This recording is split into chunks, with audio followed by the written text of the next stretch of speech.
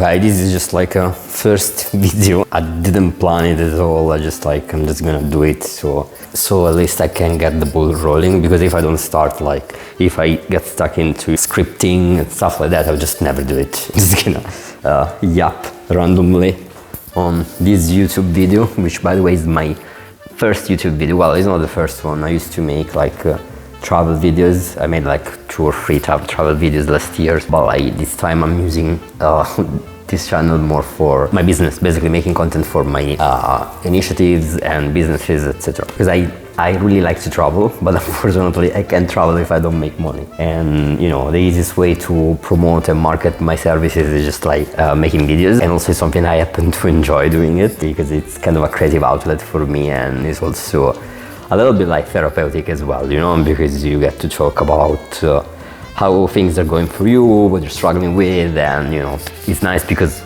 people can relate to you, and you know, you can connect with people that maybe are going through the same type of struggles. They want to achieve the same kind of goals, and all of these like nice things, and you can create a community around you that actually supports you. Because unfortunately, when you start doing things, a lot of people, in particular from, you know, this is like a cliche, but it actually happened to me, so it's just like I cannot ignore it, you know, it's a thing.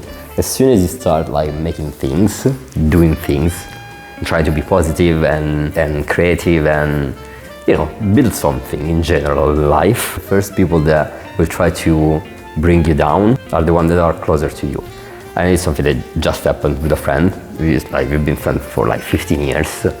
And the other day he just flipped on me because I'm trying to do content about my business, and like he called me like a wannabe influencer and stuff like that. And he said that like I care too much about social media and stuff like that. Like the very reason why I'm able to do this, like talking to a camera, is because I mostly don't give a shit about social media. Because if I give too much of a shit, I would probably, you know, overthink this. I'm just not doing it. While the very fact that I'm doing it is because I don't care like if somebody watches it or not. I just do it for like a lot of different reasons. It definitely is to be able to make money easier, because it's marketing, you know, just like it's communication. Like, you know, everybody does it, and there's a reason why. Because if I can actually talk about the stuff that I'm doing, it's easier to reach the clients because they already know what I'm doing. And also because I don't want to do cold calls or sending cold messages and stuff like that. It's just not really my style, you know. I'm a creative person. I'm starting my creative agency, and that's how I do. Like, yeah, I communicate. I bring ideas into real world. That's the point. That's what my job is about. And you know, the easiest way of doing that is just to talk. It's language, and we are lucky enough that we have the internet, and we can communicate to each other across continents, basically. And I'm just gonna use this marketing tool, which is efficient, it's proven, and it's quick. You know, it doesn't leave room for too much overthinking once you start doing it. Like a LinkedIn post, literally it takes me like 3 days to write a LinkedIn post. It's gonna take me like 6 minutes to make this. Like literally the duration of like me talking to the camera, basically, because I'm not gonna cut much of it. I'm just gonna be like an headshot, you know? And yeah, so like basically this is the first video of me starting a creative agency, a digital creative agency. But yeah, sorry, I didn't introduce myself. My name is Diego, I'm from Italy, and I have like 10 years of experience working with startup as a product designer and doing also branding and marketing stuff as well. So, you know, when you work in startups, you learn to do a little bit of everything. When it comes to design, you're not just like a UX designer or a, you know, content designer, you just do it all. So, and it's actually funnier for me. I think these days they are called founding designers. The designer are actually there from day one of a startup, and they just like, they build the brand, they make content for social media, and they create the product itself, and you know, everything basically. So I worked in London for a few startups over the years, and then I took a break a couple of years ago. I traveled across Asia, but this is a story for another time. It was like an incredible trip.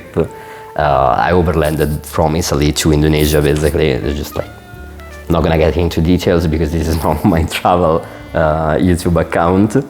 And after that, I spent the last year just trying to get back into work.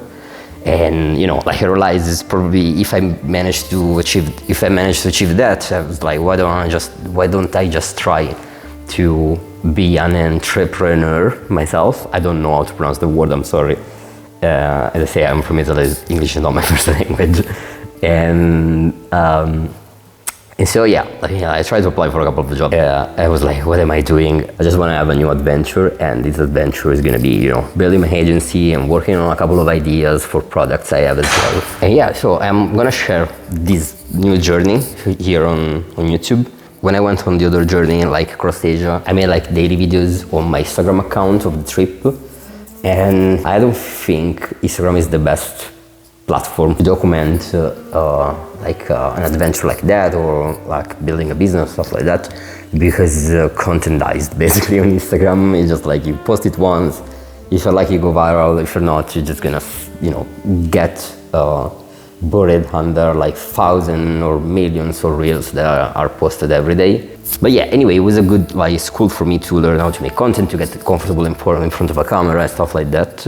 And also it was like a good thing to spend times when I was traveling alone, on 40-hour train rides, stuff like that. But yeah, this time I'm just gonna do it here on YouTube. Once you make content here, it's searchable and it stays here forever. And also even the pace of how you make videos here is quieter.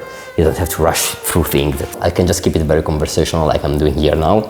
And again, I mainly want to do it for, to make people aware of what I'm doing so I can reach more clients, but also for accountability, because at least, if I'm talking about things, then I have to get those things done. Otherwise, it's just like, I'm just somebody that likes to talk otherwise. And I don't like to be defined that way. I like to be the person that gets stuff done. I always like that about myself, and I want to be perceived that way, to be honest, Give me this at least, I think it's totally fair. And yeah, so again, I'm gonna use this channel for this, and then also for, as I was saying, it's just an outlet, and it's so important, in particular when you are like what you can call a creative person, which is basically an overthinker. That's pretty much it, Basically, when you tend to overthink things, and I find like a good creative outlet, like for example art or content, or any kind of thing that makes you able to express yourself. That's how you achieve things, because you let things out and you stop overthinking them, and you get to the point of it and you get stuff done that way. So that's how I approach things, because I found it to be the right way for me. It just works for me, so I'm just gonna keep doing it. And yeah, as I was saying, unfortunately, this thing is making people uncomfortable, in particular people around me, and I'm not gonna stop because of that. I just think eventually people catch up anyway. It happened to me as well to be on the other side of thing, where I getting a little jealous, seeing other people achieving things and me being stuck. I did it once probably, and I was like, maybe I shouldn't really get mad because somebody else is putting the work to achieve things and is getting results. But I should actually try to get inspired by the person and do the same instead of crying, And yeah, and so I feel like it happened to me to be on the other side. I know how it feels. I think it's kind of rooted in some fear of abandonment, because you're kind of as soon as you see somebody you care about trying to do more, it means that there's a risk of that person leaving you behind. But yeah, anyway, I think people, as I said, eventually catch up. And if those people don't want to catch up, then, and admit that maybe they were a little harsh on you just because you want to do better, then it's probably just not the people for you anyway. You don't have you just have one life. Since we have one life, you just have to do things. There's not much else you should do, What are you here for otherwise, To please other people? Yeah, of course, I want to make other people happy. That's probably 80% of why I do things. But if you're not aligned on the way we are doing things, it just means we shouldn't be in the same community. So I'm gonna use YouTube or my social media to make for myself a wider, more aligned community. And that way, when you are surrounded by like-minded people, you just get stuff done. Things just work out. Yeah, so I guess that's it for now. Otherwise, this video is gonna be 1 hour long, because I have so many things I want to talk about, all of the stuff I've been through in the past year since I came back from my trip. Maybe in the next few videos I will tell you a little bit more about my trip as well, and what it turned out to to be, what I learned doing that, and you know how I'm applying all of those lessons that I pick on the road in my next ventures. So see you soon. Bye bye.